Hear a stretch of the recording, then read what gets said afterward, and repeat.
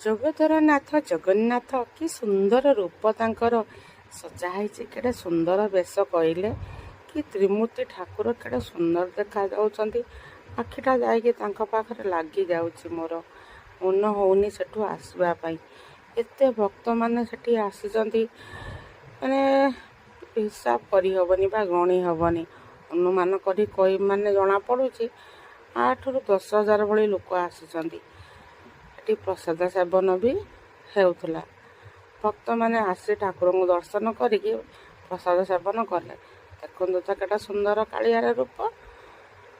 ଆଉ ଭଜନ କୀର୍ତ୍ତନ ଜଣାଣ ଏତେ ସୁନ୍ଦର ହେଉଥିଲା ଯେ ମନ ସେଠି ରହିଯିବାକୁ ଇଚ୍ଛା ହେଉଥିଲା।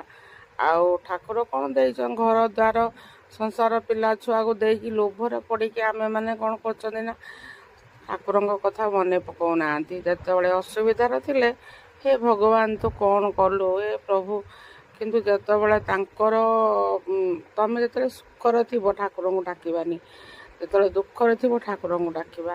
ଏସବୁ କ'ଣ ଠିକ୍ କଥା?